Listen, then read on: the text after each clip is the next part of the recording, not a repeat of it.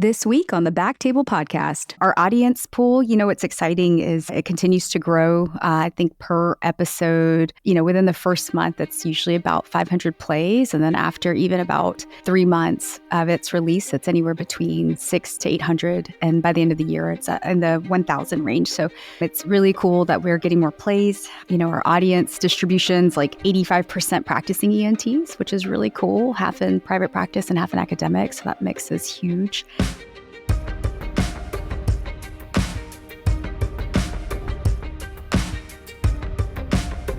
Hello, everyone, and welcome to the Backtable ENT Podcast, where we discuss all things ENT. We bring you the best and brightest in our field with the hope that you can take something from our show to your practice. Now, a quick word from our sponsor. Hi, friends and colleagues. We're thrilled to announce the launch of Backtable Plus for ENT. Backtable Plus features bite-sized learning modules created by ENTs for ENTs. The content is designed to be searchable, organized, and easy to digest, making it perfect for our busy schedules. Best of all, it's completely free. We encourage you to explore the platform and share your thoughts with us. Go to plus.backtable.com, plus.backtable.com, and click on ENT courses. Your feedback is invaluable as we strive to make this resource as beneficial as possible. Happy learning, and we can't wait to hear what you think. Now, back to the show. Hey, everybody. Welcome to the Backtable ENT Podcast. My name is Ashley Agan, and I'm joined by my bestie, Gopi Shah, today. Hey, Gopi, how are you? Good morning, Ash. I'm good. I'm so happy to be here with you as always. How are you today? I'm doing so good, and I'm so excited because we're doing something a little different today. We decided to kind of do like a little highlight reel of the year. 2024 has been big. 2024 has been an awesome year. So I will tell you, we made a milestone this year. A couple weeks ago, we hit 200 episodes. So that's super exciting. Yeah. It's been about 4 years for us. Over 4 years. So that's super exciting too. We've had this year, which was another super exciting thing, is we had 7 guest hosts. So we've tried to include more voices, more perspectives. And that's been a lot of fun. So yeah, it's been a cool year. Our audience pool, what's exciting is it continues to grow. I think per episode, once it's, within the first month, it's usually about 500 plays. And then after even about, 3 months of its release, it's anywhere between 600 to 800. And by the end of the year, it's in the 1,000 range. So it's really cool that we're getting more plays. Our audience distribution's like 85% practicing ENTs, which is really cool. Half in private practice and half in academic. So that mix is huge. 10% trainees and 5% partners in ENT. And we finally had our first audiologist on this year, which was great. We need to get more of our partners in ENT on. So it's been cool. And the new Trailblazers and ENT series has been really fun. Yeah, we had Dr. House and Dr. Lee this year, which is pretty awesome. It's such an honor, really, to produce meaningful content for our peers. I don't know what we expected when we started, but it's pretty cool that people find value in it. And to everyone who has reached out or come up to us and told us that, they like it, thank you for the feedback. And, we've got even more cool stuff on the horizon for next year. And so hopefully we will continue to produce, quality educational content that you can consume wherever you are, on the go, on the treadmill. Yeah, no, it's been super cool. We've been putting out Backtable Plus, so some of our courses where we're able to bring some of our podcasts where the topics, 3 or 4 podcasts to fit a specific clinical or professional development topic and kind of, organize them into micro bits, tidbits of, 30 seconds to 2 minutes and, make it searchable where you can associate it with a clinical question or, whatever it is you're looking for. So that's pretty cool. Yeah, if for listeners who haven't played with Backtable Plus yet, definitely check it out because it is a different way of consuming the content where you can kind of look it up by question. It's free. It's a free resource and it's another avenue to see this content. So definitely check it out and, let us know what you think.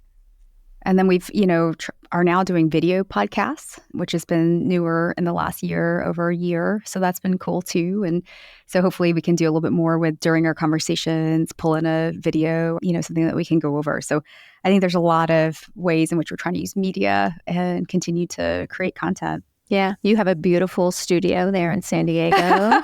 Yes, that is a huge milestone. And I have to credit this with the CEO and founder and my husband, Aaron Fritz. So I remember we got here, this was our garage. And so he's like, okay, we're going to get it, finished out, and we're going to get all this stuff, and all this equipment started coming in. I'm like, oh my God, like, what is all this stuff and what are we going to do with it? And, of course, he got a great team. Of course, our audio engineers were able to come. Aaron Bowles and Kieran Gannon came to help kind of set it up, make sure it, everybody knew how to use it, that it's working well. So it's cool. It's been cool and hopefully we can do a little bit more with in person in the studio. On the IR side, they were able to have a creator weekend, which you can see on the sweatshirt, where they were able to make it multi-D, have everybody come in, a handful of, I think it was maybe 12 participants, multidisciplinary, and create great content. This is on the IR side. Yeah, the vascular and interventional show. Yeah. Yeah. And so hopefully that series will come out soon. And,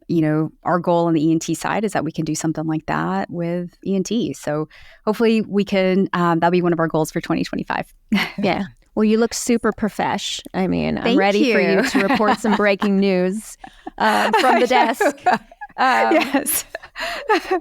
Just elevating, raising the bar. Right. So good. Right. It's been a really great year. Yeah, for Backtable. And then personally, for both of us, there's been a lot of growth and change. I left my job in academics at the beginning of the year and then started a solo private practice here in Dallas. So that's been exciting and scary, but really brave. great. super awesome and super brave.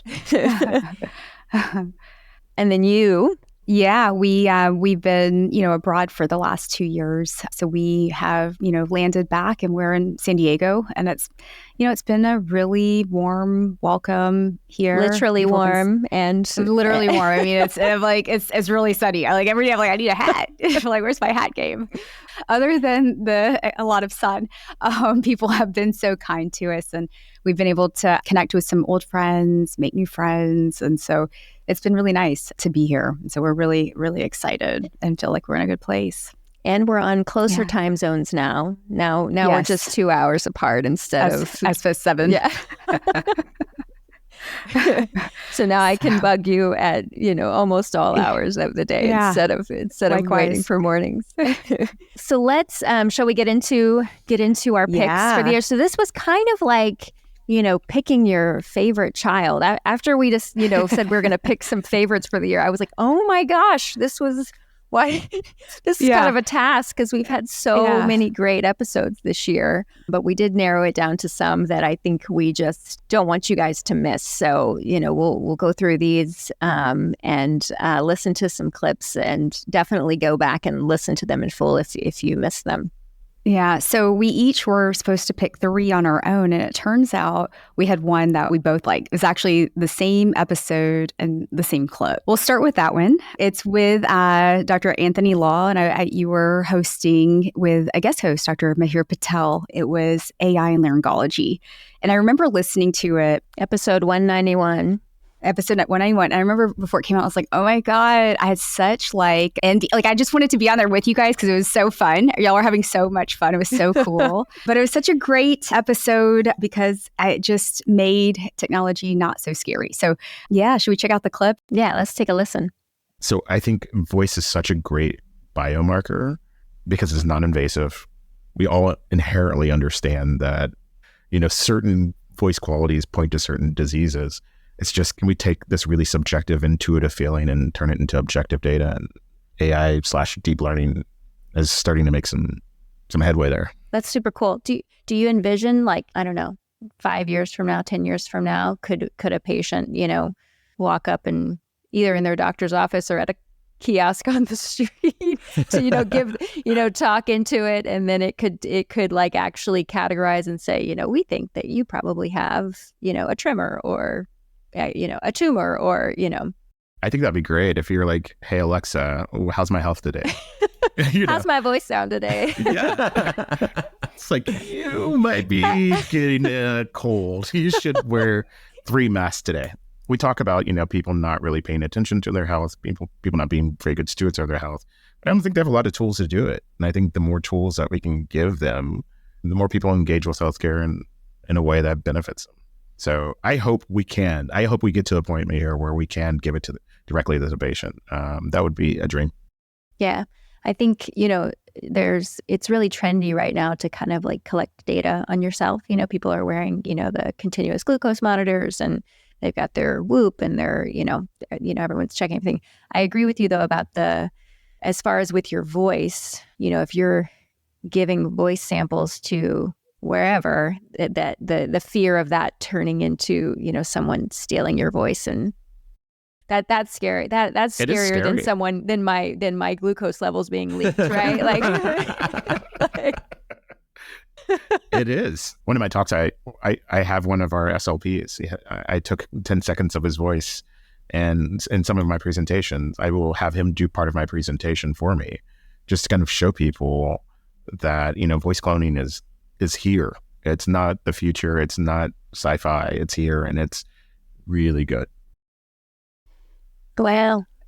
So yeah, no, it's so good. It's, you guys really, I love that clip because it's just like using your imagination for the potential of AI. Like, do we see this where it could be a kiosk on the street? And, we joke or laugh like, oh, like in the movies. But I love that because it's creative and, something that, could potentially be an application in a way. And yet there's, hey, wait a second, with this application, there is responsibility as there's consequences that can come with it. Yeah. Anthony Law is such a smart, thoughtful person. And Mihir Patel is just a gem. Like I've loved doing podcasts with him. He was a guest, and then he guest host this one with me, and also super thoughtful and has a great perspective. And I think I love this episode because it really dives into the potential and how we could see AI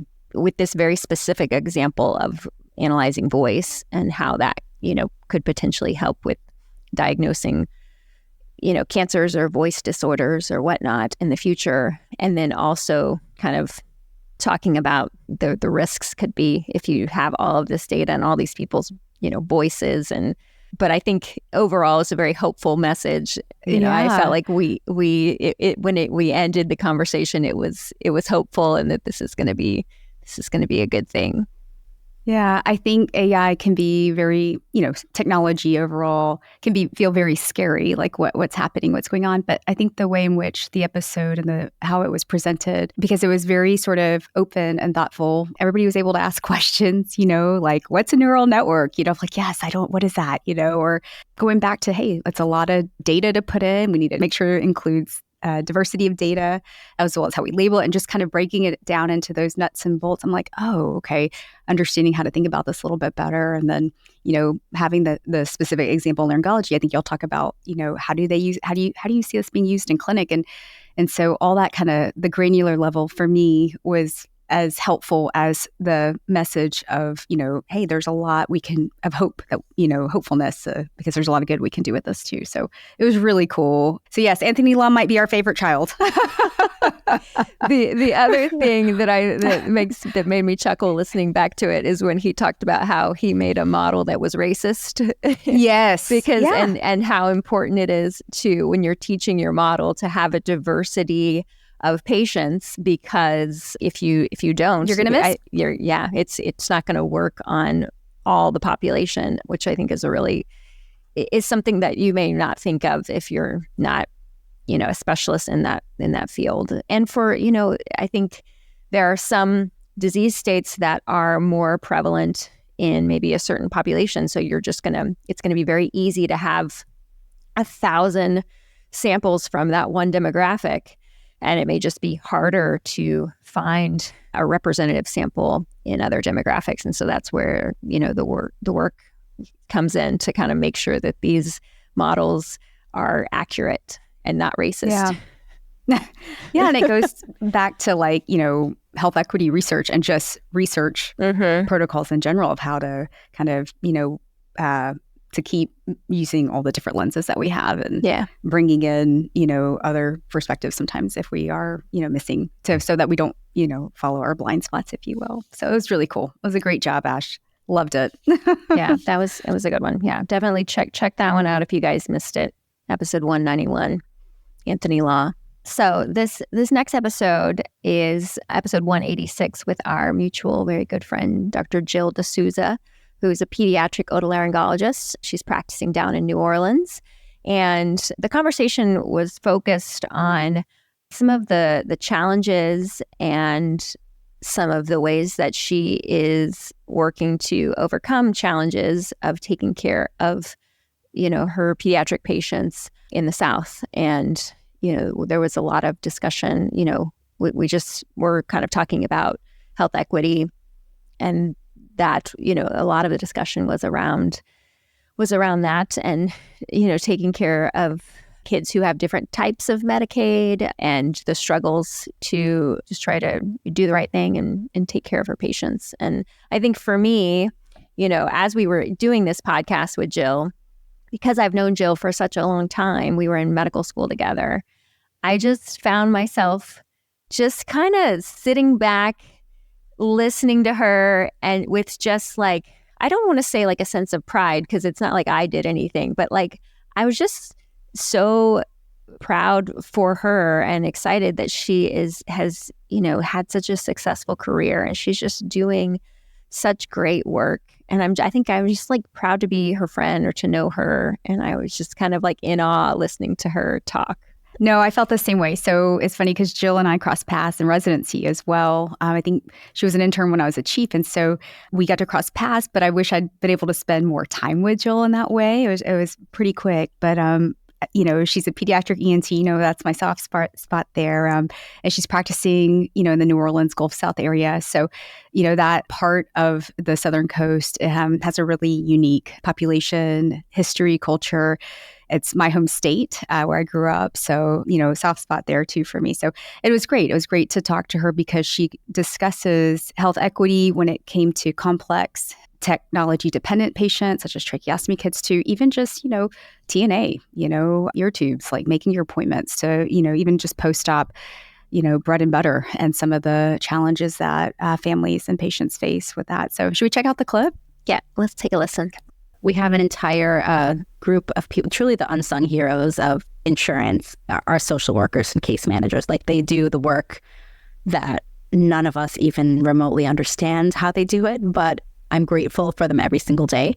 They really help find every single amount of funding that each family can have. We want everyone to have every bit of support that we can have. And here at Children's, we also, most Children's Hospital have a little fund for folks that we really can't find another option for, that have a little bit too much money to qualify for Medicaid. And by the way, the upper limit of your income to qualify for Medicaid it's not a lot of money.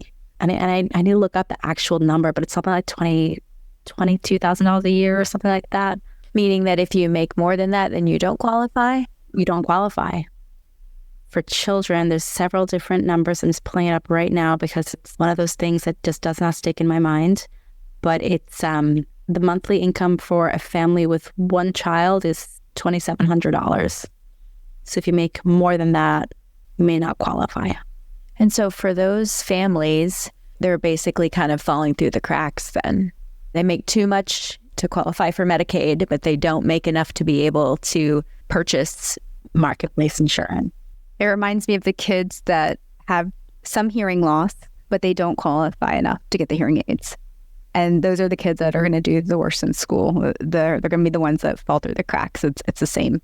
And it's one of those things that families then end up making decisions, well, if I can get health insurance by not making any money, then I guess I just won't make money. And then we leave the workforce. And then you have the self-perpetuating cycle of never being able to get out of poverty.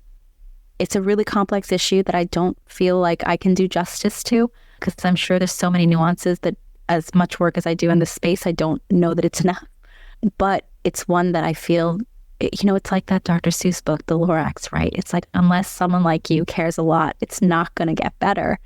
We all have to care. It's looking at what you can do at your institution. What protocols can you put in? What safety nets can we do? So we have a financial assistance program at Children's that we're able to provide aid to some families that don't qualify for other programs. We have our own pharmacy benefits in the hospital that we're able to sometimes provide them for a cheaper cost. I myself went to the Children's Hospital because we have a travel clinic there for adults who are traveling to tropical areas. And I'm going to Africa later this summer. So I went and I got prescribed Malarone, right? And azithromycin to just take with me. And I got a text from my hospital as soon as I left saying, hey, if your insurance doesn't cover this, here is a coupon from the hospital to ensure that you are paying the lowest price available to you on this medication. And that was news to me. I didn't even know we had that. And it was a really nice way to see advocacy in action. So it's just making these small changes helps in a snowball effect make bigger changes. Because if we see how it works, because investing up front will help you in the long run. So good.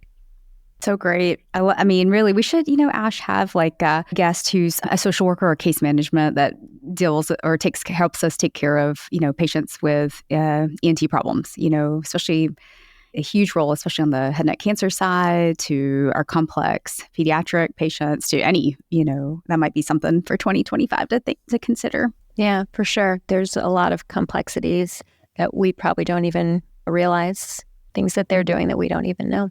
In just listening back to that, it just highlights how there's, sometimes what feel like insurmountable issues that can make it, easy to just kind of want to throw up your hands because it's big issues that you have no control over. But at the same time, she highlights how, every little thing that you can do, that you can advocate for to make it a little bit easier, it all adds up. All these small steps are kind of moving things in a better direction. And I think if you have health insurance and you have consistent, reliable transportation, and you have a job consistently, it can be challenging to understand some of the difficulties that some patients have with just being able to get to an appointment. Or if you have to pay to park, some people don't have those extra dollars to have to pay to park. And so I think it's important to recognize that things as simple as that are affecting people's ability to access healthcare. It's not just about having appointments available.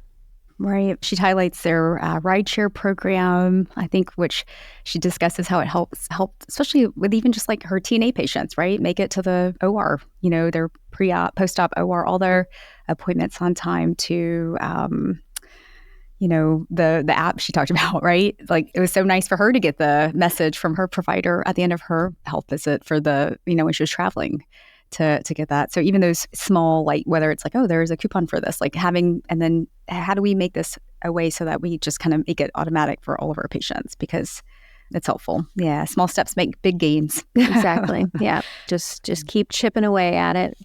Keep trying to make the world a better place, little by little. Little by little. Yeah. But yeah, Jill's great. So that was episode 186. Go back and take a listen if you missed that one. It was good. So next up, we have episode 182. It's OSA and Women with Dr. Megan Durr. I really liked this episode because it really taught me something new with like new clinical information and a new way to kind of, hey, there's half of our population that we maybe need to think about, how we evaluate and, address. And it's women with sleep apnea. She goes through the differences and nuances of symptoms to, DICE findings and to even Inspire outcomes. So you did a great job on this one, by the way. I don't remember why I wasn't able to join. I'm probably just a scheduling thing. But I agree with you. I think it was an awesome episode because it identifies a blind spot, a pretty big blind spot that affects half of our population. And so it's super, super important topic. And I think even the non-medical ear could listen to it and get some benefit from it, and understand that we can do better with taking care of, women who have OSA. Let's take a listen. I think it's some of the reasons, and many of which you mentioned. One is symptoms. So women, I think I used to think of sleep apnea symptoms as coming in with snoring, falling asleep during the day, super tired, bed partner, witnessing apneas, choking, gasping at night. And this is actually not what women usually present with. This is kind of more typical of a male presentation. And so I think when people go to their PCP with those symptoms, which is usually the men, they're more alerted to, hey, let's get a sleep study. And so women, in contrast, present more with like mental fogginess, memory issues, fragmented sleep, insomnia. And those are kind of more vague symptoms. So I think a lot of times they come in, and it's usually to the PCP at this point, right? Saying these things, and they're thinking more like anxiety, depression, hypothyroid, and kind of sleep apnea is not necessarily the first thing that jumps out to them. So I think that's kind of one huge area that's causing us to miss women. I think another thing is these screening questionnaires that we do. So like the stop bang is probably the most common one that we know about, used by anesthesiologists primarily when people are in a kind of perioperative clinic getting evaluated. And so those are screening for male symptoms, right? So if you think about stop bang, they're mostly looking at kind of sleepiness. So S is sleepiness and tiredness, or S is snoring. T is tiredness. O is witnessed obstruction, choking, gasping, all these things we talked about that males present with. So there's not much data on this, but I have to believe that using these questionnaires that assess mostly these obstructive symptoms, these sleepiness symptoms, are missing a lot of women, and they're just not getting alerted to the fact that this might be obstructive sleep apnea. So good. So good. I remember, that's right, within the first 10 minutes of the episode, and I'm sitting here like, oh my goodness, like my mom, for example, just got diagnosed with OSA, and she's, a small, older, petite frame woman. And I remember being like, Mom, really? Like, why are they getting you a sleep study? Like, are you snoring? Like, are you mouth breathing? And she's like, no. I'm thankful they did, because I think, she has, some mild OSA, age of like 9 or something like that. But like, still, she didn't have she would have passed the stop bang screen. And, my standard questions, like, did not fit her, Yeah. Yeah. I know. Isn't it so funny when like, you kind of like bring in your medical expertise, like with like family or friends, and then you're like, oh, okay. I missed that. Dang. Look at my blind spot there, like my gap in knowledge there, Yeah, it's really interesting. I think, as we progress too over the years now with more and more studies and information coming out, I think we'll look back and be like, oh yeah, there was a whole generation of women that we just probably were missing, that were struggling with sleep apnea, but just didn't have the same symptoms that their male counterparts do. Right.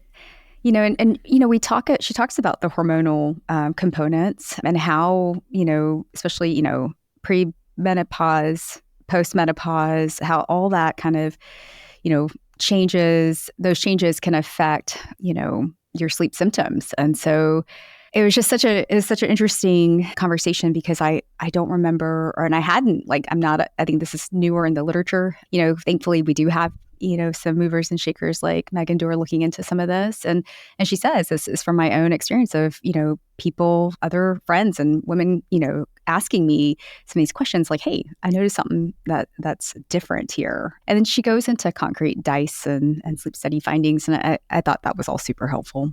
Yeah, it's super interesting. I think we're moving away from blaming things on menopause or perimenopause, and just kind of like, I think a generation ago, it was like, you're going through the change. Good luck. Yeah. And I think we're moving, like perimenopause and hormone replacement therapy, and it's having more of a moment now. And I think more and more women are saying, no, I don't want to just deal with it. Like, let's do something. I want to feel good. And I think that this kind of goes along with that. Yeah, for sure. There may be an opportunity for our listeners who may not know, Backtable has an OBGYN show, and it might be cool to, we can talk to Dr. Durr and kind of see, is there something with OSA specific to menopause, or, you know what I mean? And maybe some sort of collaboration with our OBGYN team as well. So I think there'd be a lot of value in that too. There's a lot more to discover and to learn. For sure. But yeah, well done on that interview. It was really good. I learned a lot. I was jelly. I was listening and I was like, why wasn't I there? No. Well, for the next one, I was also jelly. I was jelly on like many of the favorite ones. So I'll let you introduce the next one. So next one on the list, dear Dr. Poe, Dr. Dennis Poe. I love getting to interview him. This was episode 159 where we talked about Eustachian tube dilation in the pediatric population. So the indication, for patients down to the age of 8 came out this year. And I love interviewing Dr. Poe because he, number one, is, just he's so knowledgeable, and he never makes you feel like you're an idiot. He just breaks it down in such a way that is really easy to understand. And, every question is a good question. And so it makes, he makes me feel like I'm doing a good job. Well, y'all were geeking out, like it takes two to tango. So give yourself some credit there. But it was a great conversation. I learned a lot. I'm like, oh, they're patulous in kids, like brain wow, right? He talks about that. I learned a lot from Dr. Poe when it comes for, pediatric eustachian tube dysfunction. So it was pretty cool. Let's roll that clip. And when you're performing the procedure, is it pretty much the same as when you're doing it in adults? Are you doing it through the nose? Do you need to go transoral? Is the device different, or it's the same device? So the device is the same. And again, much of the anatomy is already fully developed in the 8-year-old, although the angle the orifice might become a little bit higher in the small 8-year-olds with time. So a Clarent balloon has a guide catheter, and the flexible balloon goes through the guide. Yeah. Would you say that that's the biggest difference with kids, is just being able to find the lumen of the eustachian tube because of all that inflammation? The answer is yes. Let me repeat that. Yes, it can be tough to find the orifice sometimes because of all this robust inflammation. And you very gently just touch it to try to move the tissues around to see if you can find the lumen. And it's so friable, it can just bleed. So yeah, you just have to be a little patient with it in the kids. The moral is go slow with the whole procedure. Just go a little slow, and you'll find the lumen, and don't push it. Yeah, that bleeding really helps you find the lumen then, huh? Yeah, it can block it pretty well. Okay. And then how do you decide how long to inflate the balloon? Great question. Does everybody get 2 minutes? No. So again, the duration of the balloon is commensurate with how severe is the inflammation. That's true in the adults. So 2 minutes is the max, but if you got like a patient who's got minimal inflammation, I'll do typically like 1 minute. Sometimes I do 1.5 minutes. Now, 18 and below, I never go above 1.5 minutes anymore, because we started getting some patulous kids. They are more sensitive to the effect of the balloon than the adults. So need research on this, but there's no question they are more sensitive. They have more inflammation, but it's more sensitive to the effect of the balloon. So fortunately, I've never had to fix the patulous symptoms that we got. They were self-limited, but it got my attention. So I never go beyond 1.5 minutes in pediatrics, and we've not had any problems since. Yeah, that blew my mind. Patulous pediatric patients, yeah, I was like, oh, yeah. I mean, he talks about like, hey, it's actually more common than we think. Like, you have to specifically ask. Like, we get those consults for, he's a sniffer, and I'm always thinking postnasal drainage or something from the nose. But then I'm like, I don't think the light bulb just went off. Like, oh my goodness, there might be, I've maybe I've probably missed it, But he also says a tube helps. Right. Yeah. Right. Yeah. There may be patulous kids that are just getting better with a tube. I specifically remember a kid in clinic one time who was probably 8 or 9. And when I was examining his ears, I saw movement of the tympanic membrane with his breathing. And I was like, oh, hey, like, do you ever hear, echoing of your breath and your voice? And he was like, yeah, just...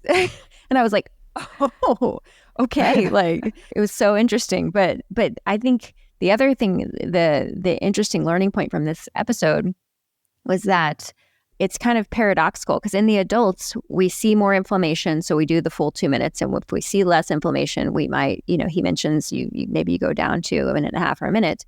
But in kids, they're going to have, there's more inflammation, but they're more sensitive to the balloon. So it's not intuitive to think about it in the same way as you think about it with adults. And it'll be interesting to see if they start, what the numbers look like, if they're able to like publish. But that was a big learning point for me as far as like bringing down the time of dilation in pediatric patients. And you guys also, is there an application or role for in the setting of tympanoplasty, chronic ear, glessiotoma, all those things. So I think there's more to come. And it's pretty cool that there's such a thought leader, somebody in the field that's really, trailblazing as Dr. Poe as well. Because I think there's a lot of opportunity. There's lots of ways we can do to make this better for sure. And it impacts so many kids. So yeah. Oh my gosh. Yeah. Ear tubes is like the most common surgery done in the country. So yeah, big impact. And the balloon, it works really well in the right patients. And it's just kind of that's what we're still learning, I think, is, who's the right patient. Who's the right patient. Yeah. And are there other underlying sources of inflammation that we need to be, looking for and treating, allergies, reflux, et cetera. So, but yeah, great conversation. He's always so generous with his time, and just, you're right. I geek out when I get to talk to Dr. Poe. It's pretty cool. I've enjoyed listening to both of those episodes. We've had Dr. Poe on twice on the podcast. And so every time I hear you talking, about eustachian tube dysfunction, A, you light up on that topic, and B, with Dr. Poe, it's just like, just light bulbs happening left and right. And it's really cool. So I'm like, okay, there's excitement. You can hear me on the edge of my seat. It's just palpable. It's palpable. So good. So good. So that was episode 159 with Dr. Poe. Check it out if you missed it, or check it out again. What's next? This is our last one. This is episode 150. This was actually released end of December 2023. So I know it's not part of 2024, but today's also December 7th. So if we're doing an actual year, 12 months, then this also fits in. And I thought this was a really thought-provoking episode that really highlighted what some other trailblazers in our field are doing when it comes to education and advocacy. This is episode 150, and it's ENT and gender diversity, breaking barriers, with Dr. Daniel Knott and Dr. Rahul Seth. They're both out of San Francisco. They've written some amazing articles based on their experience with their gender-affirming care practice with facial plastics in ENT today. And I thought they're so thoughtful, and they've really pushed the envelope. They've been doing it for a long time, not just with their surgical care, but also in terms of education and advocacy in our field. Let's take a listen. We did a survey with our dermatology colleagues about access to gender-affirming care in training programs, and found that the percentage of programs that did have access to gender diverse individual specific training is this extreme minority. And really, it's based upon access to that exposure and education really is state-based. And Dr. Seth and I have found this deep interest in this topic, and we've been invited to speak at a large number of institutions and states across the country because of the fact that there's such a dearth of knowledge and education that many programs and people are deeply interested in expanding their own access and understanding in their own programs. So I see this as a potential area of tremendous growth Because without education, I think we'll never be able to address this deep misunderstanding of our patients. And to the point that we were talking about earlier, it's not necessarily even a surgical education, but more of a cultural awareness and an awareness how to work with individuals who identify as trans and gender diverse in clinic. You don't have to be a specialist providing facial feminization surgery at all to breed that cultural awareness. And that's one of our, Dr. Knott and I's missions when we go and give these talks, is for providers to understand and embrace that and carry that forward and hopefully make an impact on the provider as they continue. I will say it really behooves our national academies, the American Academy of Otolaryngology, Head and Neck Surgery, American Academy of Facial Plastic Surgery, to put forward advocacy in this area and education. I do know that recent years they have pushed that forward, and there's always room for greater amounts of understanding.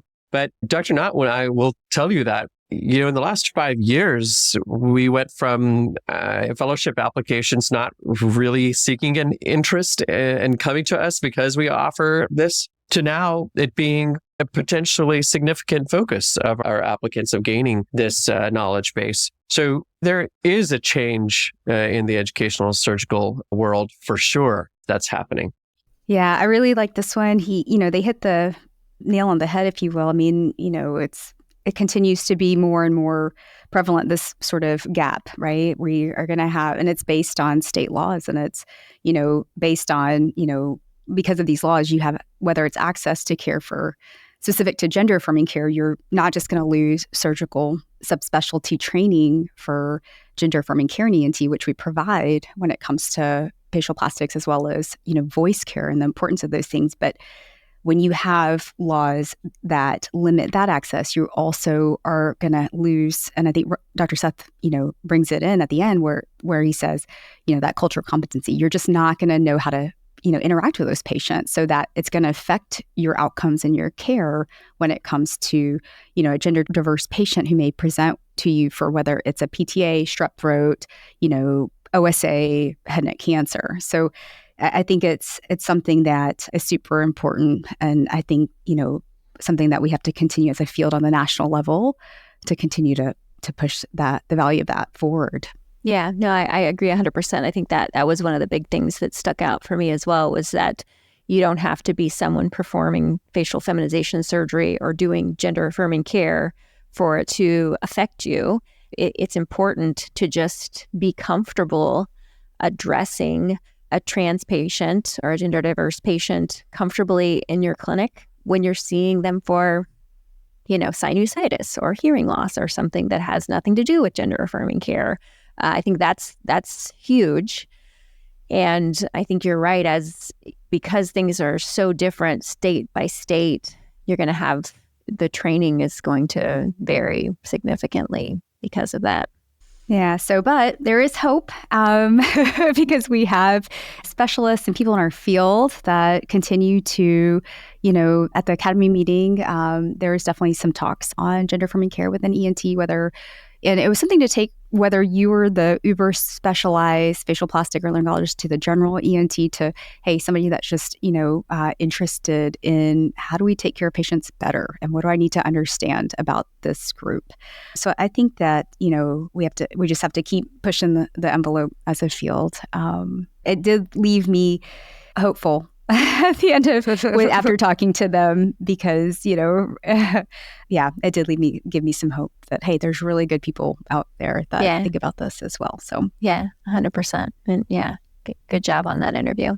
So as we are rounding this out, our little highlight reel of the last year and end of last year, Gopi coming in with the 12 months loophole. 12 months. Because in other words, we're going to miss the ones that are coming out, next week. And I think, we both want to just express our sincere gratitude for you, the listeners, because you make the show possible. We would probably still be doing this, just talking to each other, whether or not there were listeners at all, because that's what we do. But that's what I envisioned when we first started. I was like, okay, nobody's going to listen. Okay. We're going to record our conversation. We're just going to, exactly. It's so fun to be able to do this, and it's such a privilege. So thank you to all of you for tuning in and listening. Yeah, thank you for the feedback and for tuning in. Thank you for our guests who come on and share their time and their experience in such an open way. That's also what keeps it rich and engaging and exciting. So it's been awesome. And thank you to our audio engineers. Our team, this doesn't happen. This doesn't just happen. I mean, they make us sound good. Kieran Gannon, Aaron Bowles, Josh Spencer.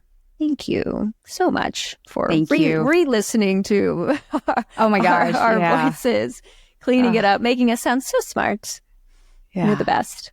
Yeah, I think I met somebody at Academy like, oh, you're really well spoken. I'm like, that's all edited and cleaned up. Now that we're in person and having this conversation, I think you're going to feel like, yeah, I think you're making us sound good. Okay, and then we've got a team, our social media team, that helps with all of our, our posts and the articles that go up, the website. Yeah, it's a whole production. Yeah, on the ENT side, Bryant heads it, but we have Chi, who's been with us for a long time, as well as Megan and Julia. So we have an awesome team that keeps it going. Yeah, lots of support. So shout out to the people behind the curtain doing the hard work. And to Judy and Jamila. I mean, oh my goodness. Jamila was with us for a long time. Judy started with us in the last couple of months, but amazing. And we're super excited. And they're friends of ours, actually, from Dallas. So it's nice to be able to share more experiences together. They might have the hardest job trying to schedule, trying to keep up with, multiple doctors' schedules and trying to find a single time with different time zones, with, I mean, they're doing an amazing job. Definitely shout out to Anish, who's helped us on the business development side. It's also played a much bigger role in the last year. So it's been pretty cool too. Yeah, and exciting things to come in 2025. Hopefully an ENT creator weekend, more Backtable Plus courses. Novel content, more speakers, maybe more guest hosts. Yeah, it's going to be great. So thank you again to everybody. Thank you to you, Gopi. It's a pleasure to sit across the mic from you. It's my favorite I love it. People talk about how hard it is to co-host. I'm like, I co-host and it's wonderful, but it's because we know how to dance. We know we do the dance. We just, like, hey. Yeah. It's that rum luau weekend. It was that rum luau weekend. Oh, God. It was so good, man. That solidified it. That sealed the bond. Mm-hmm. Yeah. Oh, goodness. All right. Well, all right. Happy holidays and Happy New Year to all of you. Yeah. See you in the new year. Happy holidays. Happy New Year. Bye.